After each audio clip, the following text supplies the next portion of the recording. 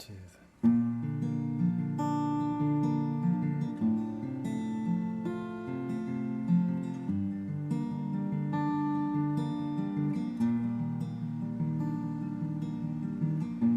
She was an angel, she was a ghost, she was the one that I loved the most.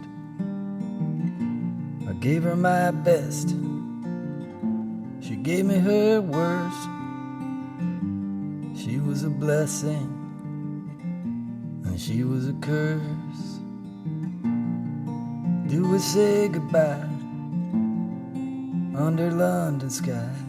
On the streets we walked when love was new in our eyes.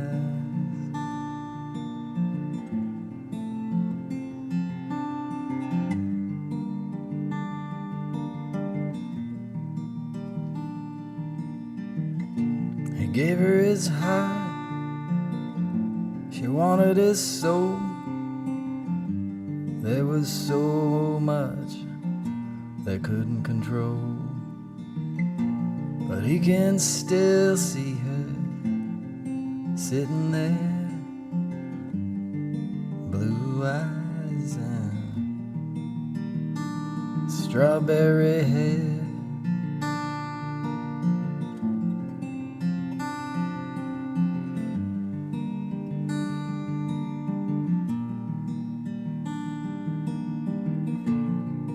Do we say goodbye under London skies? On the streets they walked when love was new in their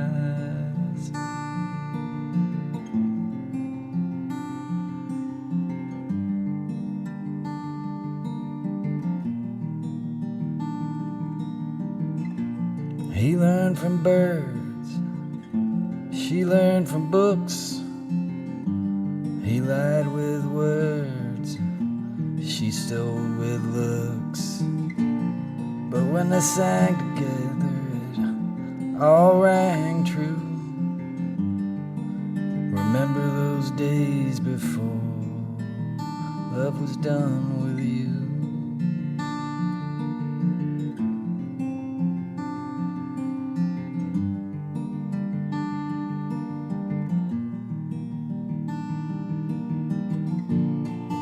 Do we say goodbye under London skies? On the streets we walked when love was new in our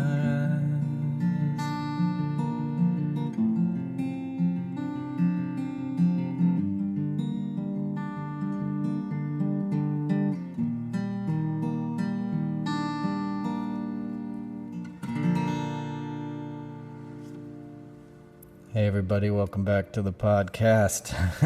Noel Casler podcast, episode 112. Indulging me once again in a little music. That was an older song.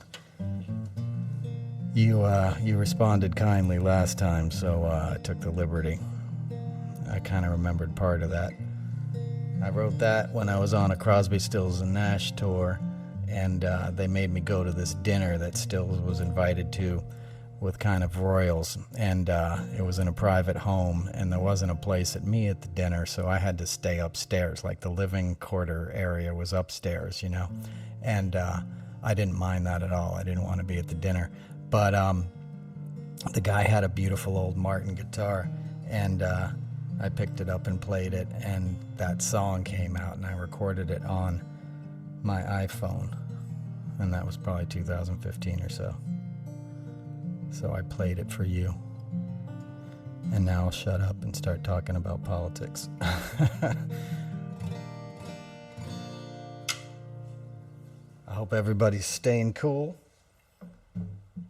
We're in a heat wave here in the East Coast, Northeast, Hudson Valley. Big swaths of the country are feeling it. I know it's hot, so figured I would do a podcast, try to catch up with you guys. Maybe give you some distraction if you're sitting inside and don't know what to do. I've been sitting outside myself, it's cooler outside, so I had to come in and shut the windows and do this. And there's a lot I want to talk about.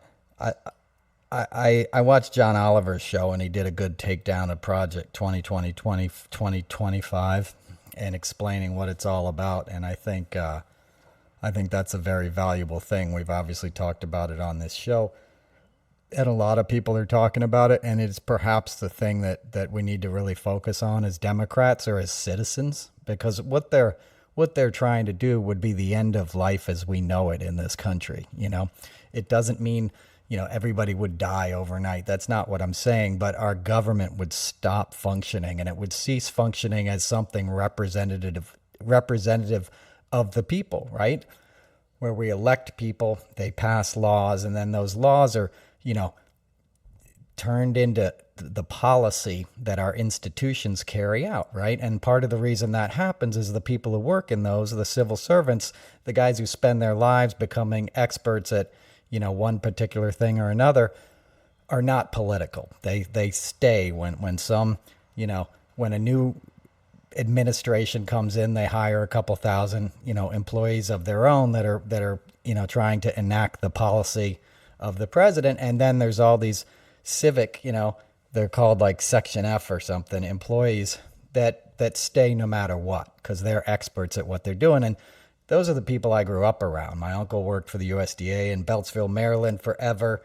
It seemed all their friends, my friends' parents. When you grew up, I lived in the DC area till I was 13, and I moved back at 18, and when you spend time in DMV, you understand that like people's parents are experts on like this one specific thing. A guy can spend his life studying chicken clitorises or something, to help our food supply and agriculture. I'm using an extreme example, but it's wonkish stuff that we pay for, and it helps keep things running. When you take that away and you offer policy up to special interests, as Trump most certainly would do, you have, big agricultural conglomerates and oil and gas industry and all these guys saying, don't do that. This is what we want to do with this particular policy. And that's what you see in Project 2025. They'll dismantle BLM, Bureau of Land Management. They'll hand over, the keys to the hen house to the foxes, essentially. And we can't do that. That's the reason we have policies, because that stuff was like that in the beginning and everything got corrupted, and we're trying to prevent that now. That's where labor unions came in. That's where representative democracy comes in, right? Because we vote for people that are going to do things based on the greater good, not a special interest who donated money to your campaign or helped keep you out of jail in Trump's case. And that's what we're up against.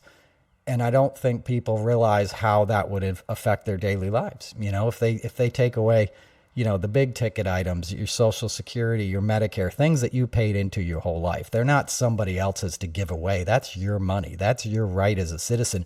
You should have better medical care than Medicare. Medicare is actually good, but everybody should be getting health care all along. But at the very least, when you're an older American, you shouldn't have to worry about that. That's the kind of stuff we enacted as a nation to make sure people didn't fall below a certain line. Because we already know super rich people and corporations don't care about individuals. And now we have a political party that clearly doesn't care about any individual other than Donald Trump, right? That's their guy. I haven't done a podcast since he got found guilty. Hallelujah. I've written about it a lot, on Twitter and my Substack. But, he got found guilty. And what did the GOP do right away? They went to DEFCON 4. They just started attacking the judiciary, attacking the jurors, the judge, his gag order, all this kind of stuff. Speaker Johnson is trying to get it overturned. He's trying to use the powers of the Congress to intimidate, a Manhattan DA. He doesn't even have anything to do with federal law. It's a state case, but they're trying to drag him down in front of Congress and make an example out of him, like they did to Fani Willis. She didn't get dragged up to Congress yet, but she got attacked in her home district in Georgia. And that's That ties in with the Project 2025 stuff. It's the same sort of thing. Anything that could potentially hurt Donald Trump or hold him accountable is going to be removed from the infrastructure of our government. Our government is going to be rearranged so it serves one man and his interests, and then his family's interests, and people who curry favor with him will be protected, and everybody else will be vulnerable. They'll use the judiciary, it's too hot to talk, as a weapon. As we see with Hunter Biden, who was found guilty for something that, other people wouldn't have been found guilty of. The little, pissant teenager who killed a couple people didn't run afoul of MAGA, right? He killed people with a gun. That's a weapons infraction as far as I'm concerned. He traveled across state lines and murdered 2 people with his automatic weapon, and they turned him into a hero, and they drag him out in front of their CPAC rallies and all this stuff, and he goes on speaking tours, and he's a moron. He's a teenager. He didn't even graduate high school. He was somebody who grew up in this kind of ignorance, which is now becoming generational. There's guys that are voting in this election that were 10 when Trump ran, and they've heard all this mythology about Trump in their communities and in their households that have been poisoned by Fox News and the giant arm of Murdoch and the Koch brothers funding all these, the Federalist Society. We're talking about Project 2025, Heritage Foundation, all these conservative think tanks that manipulate these white Christian Americans, many of them middle and working class, right? Those are the people Trump's focusing on because they're the easiest ones in his mind to manipulate. And it's proven true politically because they're not getting the truth, and they're getting amped up on right-wing podcasts and, the sort of xenophobia and racism that has been endemic in their culture for centuries, really, that we don't talk about. Today's Juneteenth. How many white people do you think are snickering about that in the Deep South today, that don't fully realize the debt they owe their African-American brothers and sisters who built this country and are still fighting for equality, right? It's cheaper and easier as a politician to manipulate that ignorance and that bile in behalf of your own power than it is to address these issues. And that's why they attack progressivism. That's why they attack civil rights, LGBTQ communities, anything they see as vulnerable and not serving the mediocre white man. That's what they go after.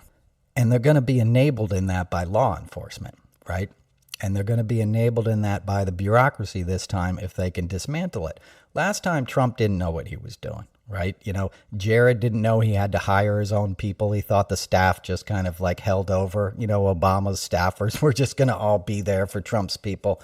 They were novices. Trump didn't think he was getting elected. It was a scam, basically, to launch his own media company. He liked the press and privilege. He didn't think he was really going to get elected. That's why if you look at election night, he's terrified. The look on his face is like, oh my God, what have I done now? Because if anyone knows how many skeletons they have, it's him. And I'm sure he knew, Jared and the Russians were doing their best to get him elected, but I don't think he really realized how well it would work. And it did. Because they use that same machine I just described to manipulate voters. Jared figured out how to micro-target people, right, from his buddies in Palo Alto, his buds at Facebook that he'd gone to Harvard with. He said, how do I get this specific demographic of voters? How do I find their social media information? This is what Cambridge Analytica and all this stuff was about. They basically were like, how do I find guys in Michigan who worked union jobs and voted for Obama, but also own a gun and a Kid Rock CD? They knew the cultural totems to sort of search out in people's social media databases to find who might be vulnerable to their message.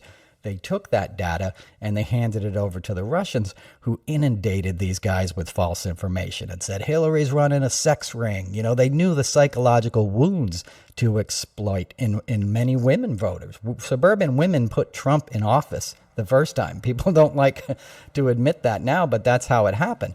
So they knew misogyny, even when it's, even in a sort of patriarchal framework, can work in their favor, if that makes any sense. It was shocking to me how many women were distrustful of another woman who was highly accomplished and deserved to have a job, right? But she'd been an enemy to the right for 30 years. Why? Because she tried to set up health care. When Bill Clinton got elected, and I lived in D.C. at the time, that was the first, campaign I voted in. I went to events. My friends were all doing the inaugurations and stuff. But, she was an accomplished woman. She's like, I'm not a housewife. Not that there's anything wrong with that, but she's like, if I'm in D.C., I might as well do something useful. Let me work on healthcare. And that infuriated these think tanks on the right. Why? Because they don't want people to have healthcare. They want you to be poor and broken and have that sort of power over you. So you're going to have to take a job in which they can exploit you, or stay in that job so you can get health insurance for your family that might include a sick child because he was poisoned in the community that's being poisoned by the very plant their old man is working in. Do you follow me? Do you see how those economic prisons can hold people in? And where are those refineries and factories? They're not on Nantucket. They're not where the Koch brothers are living. They're not on Fifth Avenue. They're in these red states mostly, and purple states and blue states. So they knew if we go after, Hillary Clinton and the misogyny of like what gives her the right to try and introduce health care, we can sort of exploit the rifts that already exist, through lack of opportunity and ignorance in those communities. And we'll teach people to hate Hillary Clinton. And they did. People hated Hillary all along. Like they hate Kamala now, which is inexplicable to me. But people are like, I can't stand Kamala. Even Democrats say that to me. Why? She's smart. She's beautiful. She's accomplished. She knows what she's doing. I see no problem there. But even Democrats don't like her. And it's the same kind of thing. It's conditioning. Right? The conditioning you do to a people determines the outcomes of elections. And the Republicans realized that early on. We can manipulate the hell out of these people. That's what Murdoch saw. That's why he went after the NASCAR demographic with Fox News, the NFL football fans and stuff that weren't being served by sort of traditional media, which was fact-based, old school New York Times, Washington Post, the firing line. Conservative politics were much different than what was ushered in the age of Limbaugh and, Hannity and Combs. If anyone remembers Alan Combs, he was my old neighbor downtown. Even Fox News was different to what it is now, because now it's this craziness and insanity that sells. The Alex Joneses, the Ted Cruz, who's basically a podcast host. And now it's all on steroids. Now you got Elon Musk manipulating the whole thing, determining who gets, traction on his website. He took down a bunch of emails that somebody found, or a bunch of letters that were like information from Ted Cruz's donors, who he was taking money from and calls. And he apparently left his file somewhere on Capitol Hill and somebody published it on Twitter. And Elon Musk removed the tweets. He doesn't do that for anybody else. He doesn't do that to, Rupert Murdoch, who had 2 videos in recent days of manipulated imagery of Biden as if he's just wandering off in Italy when he was looking at paratroopers, and the wider shot shows he's clearly walking over to give a thumbs up to somebody who just jumped out of the sky. They make it look like he's this doddering old man. You turn on Fox News every night, that's what you get. Sean Hannity, devotes an hour to trash talking Biden. If I said Donald Trump before, I was mistaken, Meanwhile, their guy's snorting Adderall, can't remember what anything is, can't remember his own grandkids' names. And that was the case in 2016. That's why I broke my NDA, because he's an awful person. He's a sexual predator. He's an active addict. And if you can do the gig, I don't care how much drugs you do. But if you're in active addiction, as I always say, it means you're only going to be thinking about yourself. And that's the last thing you want in a leader. And that's what we got in Donald Trump, as you see every day. If you look back at the evidence of his administration, I mean, it says so much about our country that he's tied at this point, or ahead if you believe certain polls, that he's still in the running, that it wasn't beyond the pale even for the Republicans, what he did on January 6th. The fact that he was able to rehab his image to the point that he's the front runner again shows you, what a chasm we have in our society. And it's not between right and left. It's between dark and light, between ignorance and knowledge. And they want to keep their followers ignorant. And they have the perfect combination of things to do that. The guns, the pickup trucks, the LGBTQ stuff. What do you care? You know? We're in Pride Month. What do you care if somebody's gay? Somebody you love is gay, I promise you. If you don't know about it, it's because they don't love you back enough to tell you the truth about who they are. There's no shame in that. It's such an antiquated kind of BS thing, but they keep pulling it up because, you know, the Southern Christian men like to use that. Right? That's a big weapon for them because a lot of those guys don't admit who they are and they feel shame about it because they grow up in communities that make fun of people for being different when it's not even different. It's just freaking normal and banal if you've grown up around it. People are just people. They want to love each other. They want to take care of their families. They want a decent place to live and some food to eat and maybe go to the beach for a week every year. You know what I mean? People aren't looking for a lot. They're looking for peace and equality and an opportunity to move ahead in this life. If you see talent in your child and that child can't get an opportunity to grow that talent, that doesn't just affect that parent and that family. That affects all of us because it's taking away the richness of us as a nation. It's taking away potential, progress. And we have myriad problems right now. We need all hands on deck, intellectually, artistically, spiritually, physically. There's so many gifts. The answer is in us, but we have to learn to see it. We have to draw it out. And a lot of people are failing that challenge now because they're have an avalanche of ignorance falling on them day and night. And they have all this sort of stuff that's engineered in labs in Silicon Valley, designed to keep your attention. So somebody who's not that bright to begin with hops on YouTube and goes down some rabbit hole of QTubers and patriots and all this BS, and it attaches to something fundamental inside of them where they already have a grievance and a resentment because they don't understand why the town they're living in, half the factories are rusted out and grandma's smoking a meth pipe on the back porch, and nothing good comes their way. I get it. I get that frustration, but it's because you got sold out by Ronald Reagan, the last guy who was waving a flag in your face and telling you to hate the other, telling you that your problem was, a welfare queen, quote unquote, in Detroit. No, it wasn't. Your problem was Michael Milken, but you didn't see it. And Carl Icahn and all these other corporate raiders that as soon as Reagan deregulated Wall Street, LBOs were the rule, leveraged buyout. And these guys were taking cheap money, buying companies and selling them for parts and sending your jobs to Asia. And you didn't know what hit you. And then Big Pharma came in and pumped your communities, and your broken bodies full of poison that they knew was addicted. And they knew you'd do anything to get another bottle of, OxyContin.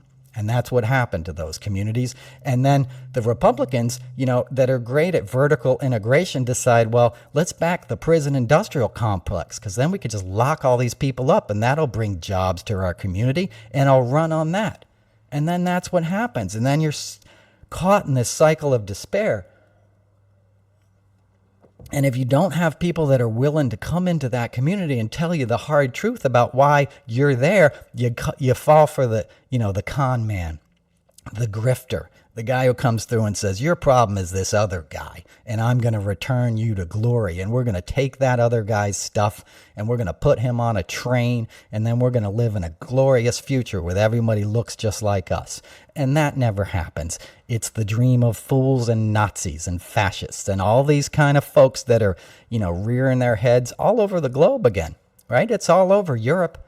We know what's been happening in France. They're going to have an emergency election, referendum, because so many people voted for the far-right candidate whose grandfather was a freaking Nazi, who was sympathetic to the Nazis when they, kidnapped France and the rest of Europe for 4 years until we had to rush onto the beaches with with the English and the Canadians and everybody in the English Empire, Australians, all kinds of people pitched in and sacrificed and stormed Omaha Beach 80 years ago, a week ago. Are we honoring those memories by flirting with fascism, by even giving the time of day to somebody who tried to overthrow an election and to all these spineless men that helped him get away with it and are trying to do the same thing again so a Josh Hawley can sit on the Supreme Court? Because that's what will happen.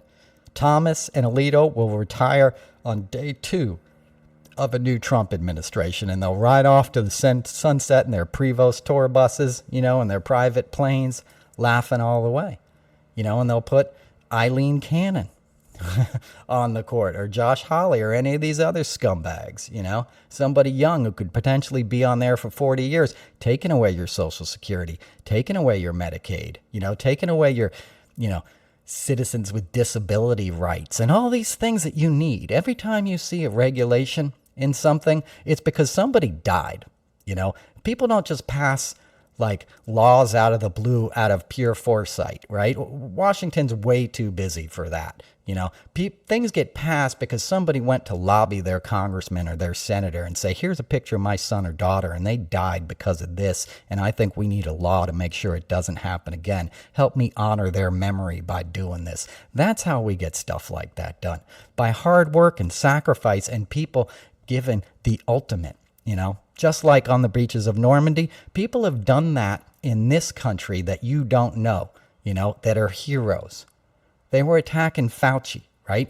Fauci listened to ACT UP, who had to lobby him in the 80s, in early 90s, and say, you're doing this wrong. You need to work with us because our friends and our lovers are dying, and we need an answer. You need to lift these waiting 5 years to do clinical trials on medicine. Give us the medicine. We're going to die anyway. Let us at least see if it helps. And boom, you get AZT. You get all these things that move things forward because guys sacrificed. They showed up. And women. I don't mean just guys. It's, they showed up. I was in D.C. in those years. I knew people who were lost in this. I remember seeing the AIDS quilt on the mall. You cry walking around, I saw that generation. That's my mom's generation. I grew up around those guys. And, AIDS hit when I was in 6th grade. I was in the middle of that whole pandemic.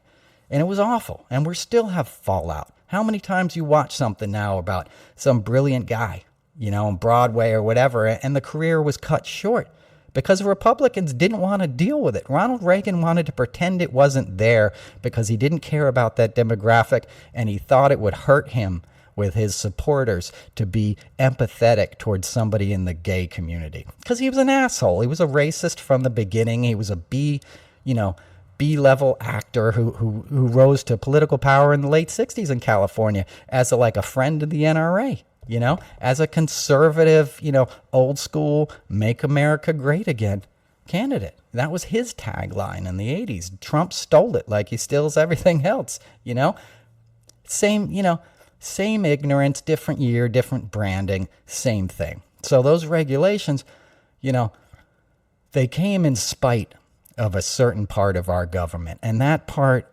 is never been stronger. There's never been something like how they drug Dr. Fauci and dragged him, whatever the proper term is, in front of Congress last week and berated him. Marjorie Taylor Greene telling him he should be in jail. Who is that, ignorant, troll to be even addressing him?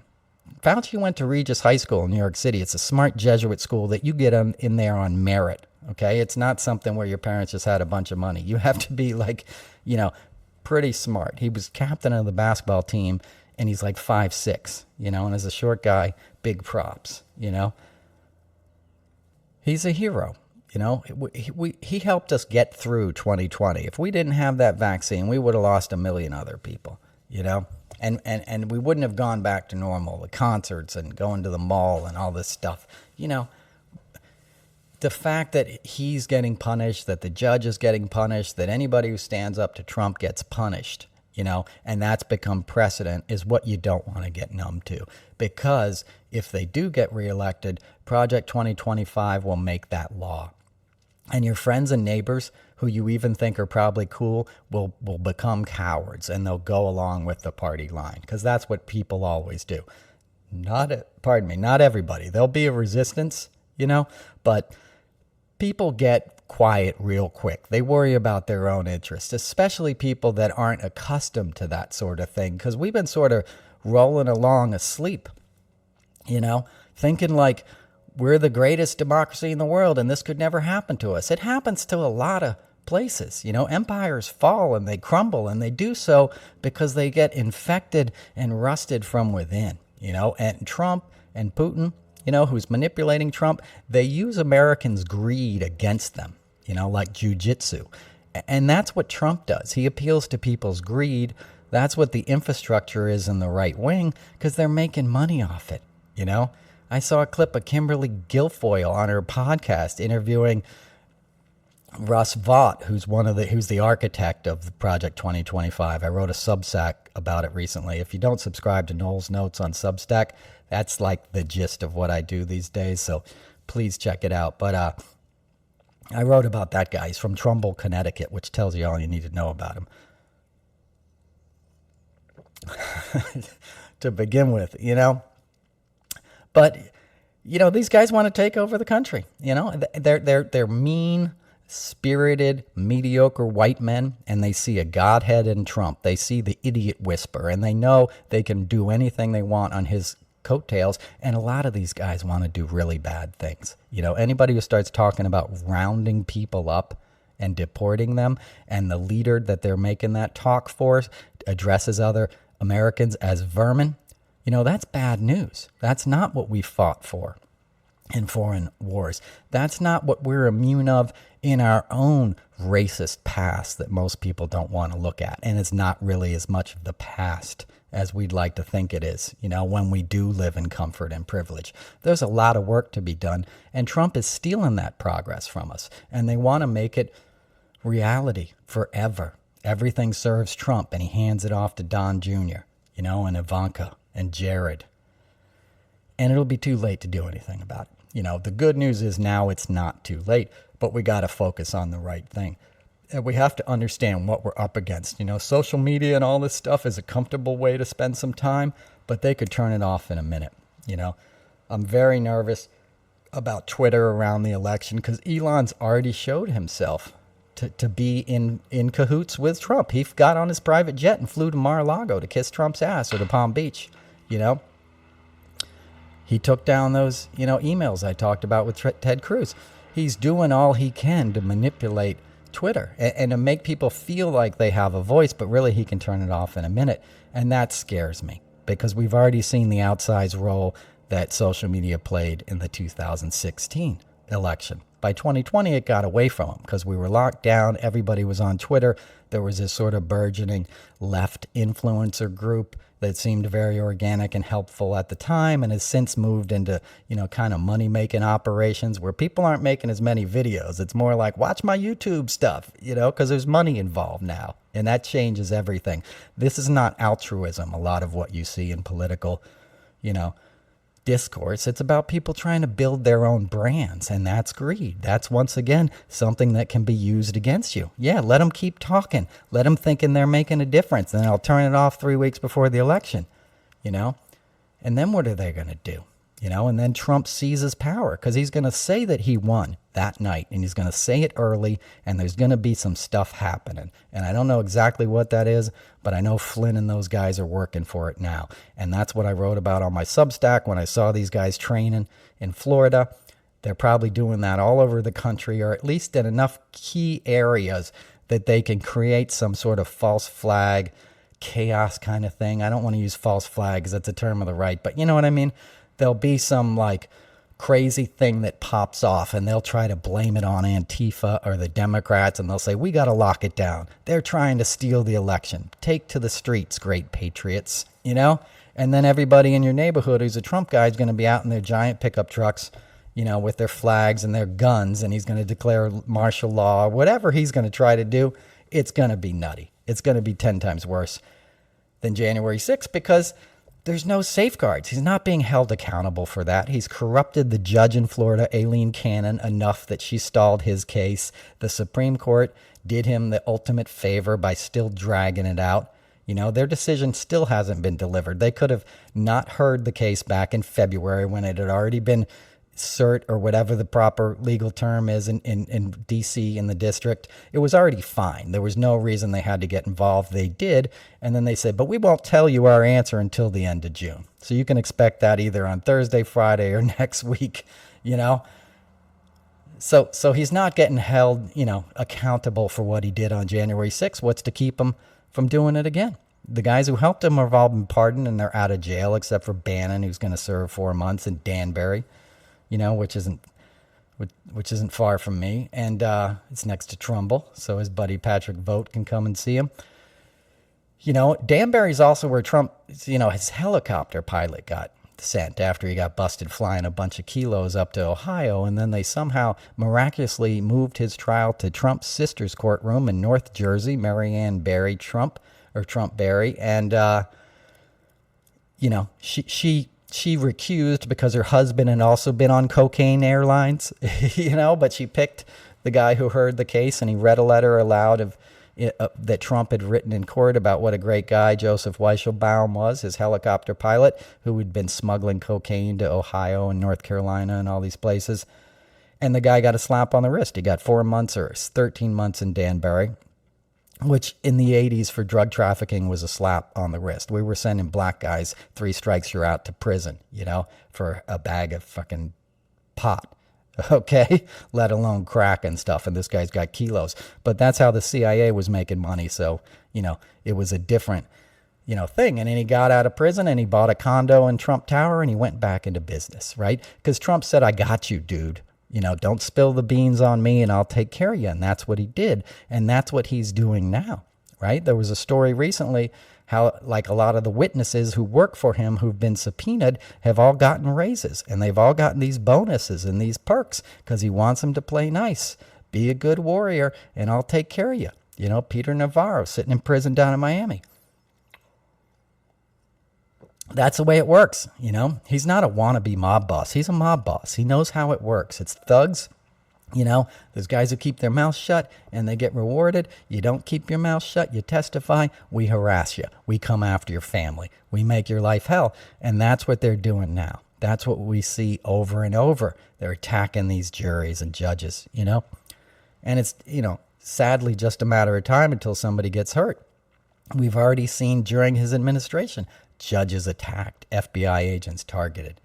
It's disgusting, and it should disgust any American who believes in the rule of law and democracy and has the courage to stand up to your fellow Americans. Now's the time. You got to confront people on this, not in a violent way that's going to get you shot, but if it's your family member, if it's somebody who said some BS at the table, don't ignore it and let's all get along. Say, what are you thinking? You want grandma to go without, Medicaid? Medicare? You want to not have a facility to send people that's funded by the government that like helps them when they need help and rehabilitation in all kinds of ways? You want it just every man for himself and these giant companies have all the money and corporations and billionaires and you're going to fight each other, for the scraps? Because that's what they want. And that's what you're signing up for if you vote for this guy again. We're screwed. And people love to wave the flag and talk about the vets and their family and we love our troops. Then do something. Protect democracy because this is your chance. And you're not going to get another one. People don't like Biden. They got problems with, things he's done. I get it. Obviously, Netanyahu's a horrible person who's completely taken the grace and generosity of President Biden and our administration standing with our ally and abused it, and he's pissing off the entire world because people are outraged, because he's clearly got no objective other than, his own ability to stay in power. And he's willing to do anything to accomplish that. And that should be a reminder, of what Trump will be like. I get you're pissed at Biden, but if you think Donald Trump is going to be better for Gaza, you're out of your freaking mind. First of all, he's going to come out there to Michigan and round everybody up in Dearborn and send you out of here. They're drooling for the opportunity to do that. Listen to Stephen Miller. Listen to these guys. Go on their podcast and listen to what they're saying. I do. Don't fall for hearsay or fall for the trending thing you see on TikTok. Be outraged. It's horrible what's happening in this world. There's way too much suffering. There is all kinds of calamity popping off. But putting that moron and that chaos agent back into office is not going to make it better. So say what you want about Biden. He's been in D.C. for 50 years. If he's been a criminal, if he's part of the Biden crime family, why are they just figuring it out now? Right? Why did it never come up for the decades that he served alongside, with people on both sides of the aisle? You don't think Obama would have figured that out when he was vetting them? So it's all insanity, but it's designed to give talking points to the uneducated and the uninformed. And I see it all the time in these undecided voter things they do on CNN, where people are clearly ignorant and clearly, repeating things they heard on a podcast or a TikTok, and they want to sound smart in the moment because somebody's got a microphone in their face. So they're like, I don't like Biden on the inflation. Prices are higher under him. The Inflation Reduction Act was a miracle for our economy, and he made sure that it would be equitable, right? That all the states that were getting these projects, infrastructure for example, would have to hire, minorities and all kinds of other special interest groups that might get looked over in the way business had been done in the past, the status quo. He knew guys that were going to come from districts, take the money and run and punish, the same people they'd always been punishing them. And he baked it in that it wouldn't go down that way. And it's lifting our economy up. We're not out of the woods. We had a complete global supply chain lockdown in 2020. That's going to affect prices, but to repeat it like he's bad for the economy. Biden's great at the economy. If you don't understand what happened during Obama's time, Obama inherited the financial collapse of 2007, right? When the real estate market, cratered out because all these guys were given loans that people had no, mortgages, the housing crisis, right? These Wall Street firms were given mortgages to people that had no ability to pay these mortgages, and they very quickly became underwater, and all these developments were just empty overnight. And Shearson Lehman Brothers and all these giant brokerage houses folded overnight. That's what Biden inherited. That's what rather Obama inherited, and part of the reason he picked Biden because he put Biden in charge of that recovery.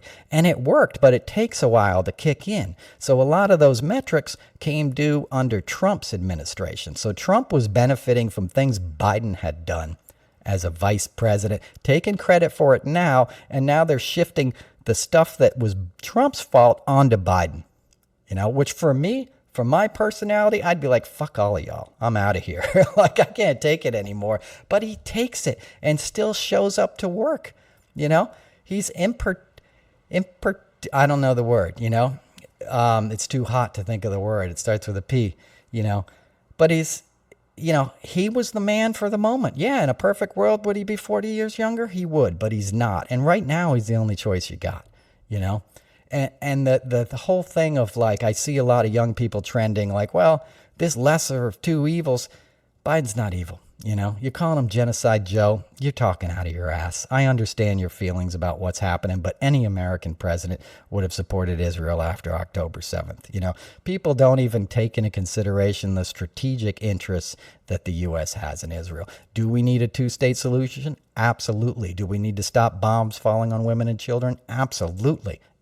Should we get the fuck out of the West Bank and all these other like far right crazy stuff that Israel's doing? Of course we should, but attacking the Democrats who've been working on those issues for decades and rewarding Trump for this is suicide. Okay. It's suicide as a democracy, and I worry that the fervor for that will overshadow, the stakes of this election, and combined with Biden's 38% approval rating and the onslaught of right-wing messaging, we could be in for a real rude awakening in November, and that's not going to be fun for anybody. So, as hot as it is, I'm going to keep ranting about this stuff. You guys don't really probably even need to hear it at this point. Everybody's got, all kinds of feelings, and I get it. But we're in trouble, and we have to find a way to come together, and you're better off with somebody who's willing to learn and listen than somebody who's going to say, it's my way or the highway. And as a matter of fact, I own the highway now too, so get the F out, because that's what Trump's going to do, okay? So enough is enough on that kind of stuff. Did anybody see the Tony Awards? I saw it. It was great. I worked on the Tony Awards for 20 years. I love that show. It always brings a tear to my eye. Alicia Keys always makes me cry. I've done so many shows with her. The first show I ever did with her, she was filling in for Aaliyah, who passed away tragically in a plane crash in the Bahamas, and she was set to perform on this VMAs. We were doing it at Lincoln Center, and she died like, a day or two before the rehearsal. Like, it was just happened. We were in production.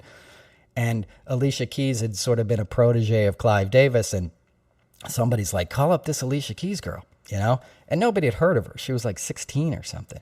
And she came and performed and was incredible, And I remember watching her in that moment thinking like, man, this is a big moment to rise to. This was back when people watched the VMAs. They were still a big deal.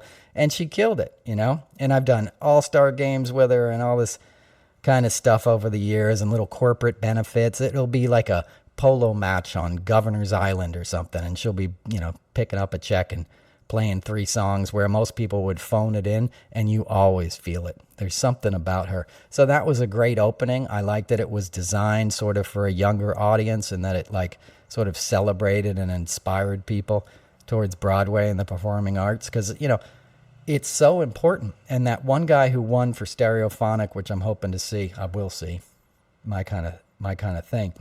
He talked about like the arts are a hallmark of a civilized society, right? They are. They're important. Back to Reagan, he's the one who defunded them. They attacked that because of everything I just said in the previous hour, right? They want people dumb and easily manipulatable and numb to their own humanity. And when you sit in the dark with other human beings and you watch somebody do something beautiful on a stage that touches those things that you may be afraid to feel in your day-to-day life because you're trying to keep it together for your family or whatever, but you get a chance to sit and be like, I feel that way too, man. That really addresses my heartbreak and my longing and my hopes and my struggle or whatever, And hell, it makes me understand what that guy's going through too. That is healing. That builds bonds between people. That strengthens you as a society. And it's beautiful too. Forget about the therapeutic, beneficial events. It's the height of achievement, anything in the performing arts, I'm not picking favorites, but, musical theater, things that involve dance and singing and acting and books and an orchestra in the pit that you're not even seeing that's playing it perfectly, every night of the week, twice on Wednesdays, it's a miracle. The stagehands, there's so much that goes on into a Broadway show. I wish, my listeners are probably pretty familiar with that, but I wish you could just take a tour of backstage, because you always think, well, it's the chorus line and it's the lead actors and these people running around and makeup and maybe a stage manager, some school marm sitting there. You go back there, it's a bunch of Teamsters, guys with ass cracks hanging out, ready to excellently lift and move those sets and stuff. It's, it's America. It's what we are, a diverse group of people that when we work together in concert with each other, we achieve something that's more beautiful than our individual selves, that can inspire not just the world, but future generations, that can create art that's so breathtaking and so, ecstatic and wonderful that it makes people sing, and understand themselves and their own history better. I remember the night Hamilton won. We were doing it we'd been out of Radio City. We were doing it at the Beacon Theater, and I remember seeing those guys win. And what a rush that was, just to be in the presence in that little hallway next to the alley next to the Beacon Theater was like our dressing room, and seeing them all embrace each other and stuff, is a miracle, It's a miracle because it's equitable, right? As hard as it is to break into Broadway, other voices continually come in and say, this is my story. Listen to it, And at first, if there's resistance, ultimately something breaks through. And everybody goes, of course, this is wonderful. This is who we are. Get on the bandwagon, get on board. This train, like the Springsteen song is an old spiritual, but, this train carries saints and sinners. This train carries losers and winners. There's something about the inclusiveness, of art that can carry us forward that can't be lost, especially in this moment, because we need it most. We need it to bolster us, and we need it to inspire us, and we need it to move us forward, because this is not a moment we want to get stuck in. This is certainly not a moment we want to go backwards in. Backwards is death, right? We're standing on a cliff. We barely survived the Trump years. He was burning the Capitol and ready to, take it all to hell. And you know, by dumb luck, they couldn't find Mike Pence, and he knew not to get in his SUV, and it would have been all over. And he knew not to get in there because he knew they would have killed him and said he had a heart attack in the car and Trump was in charge now or something, But he knew he wasn't getting in that limo, to his credit, So, when somebody puts out your house, when it's on fire, you don't go out and buy more matches, you rethink, what you're doing. And that's what we need to do. And the arts and stuff can help us do that. So I just wanted to give a shout out to the Tonys and all my friends that worked on it. The same people I started doing it with. My first one was probably around 97 when I got out of drama school. They're still doing it, all my friends and colleagues, and now they're like the producers, some of them and stuff. So amazing job, Enjoy your summer. Stay cool in the heat. It's hot out there, Stay safe. Thanks for all the support. I'm going to put a commercial-free version of this on my Patron, Noel Casler Comedy at Patreon. I set up a Patreon. I think I'm saying it right. So thank you to those guys who signed up. You can listen to this commercial free on there. If you watch it on YouTube, I guess you hit the like button, or you can subscribe and become a member. Sign up for the Substack, that fictitious stuff I write about MAGA, which has been very popular kind of on Twitter. I started putting those on my Substack. Chapter 1 and 2 have come out, and people have enjoyed those. So thanks for reading, and that's an easy way to support. And all the content is free as always, but your support keeps me going here. So, that's about it. I'll be on the Stephanie Miller Show next Thursday. It's the same day as the debate if Trump shows up. I don't think he's going to show up, guys, but they call me Nostradamus for a reason. I'm not wrong often. I could be wrong this time. It would be hard to see him showing up, but who knows? He may show up. It's going to be interesting either way. So I'll be on that show next Thursday. I'll do another episode. I'm heading out to Sag Harbor next week, but I'll give you another episode soon. I know it's been a while. Thanks for listening to the songs and the music. And I don't know why I'm opening the shows with those now, but thanks for listening. As always, you guys are good. Stay cool. Take care of yourselves. I love you. Peace.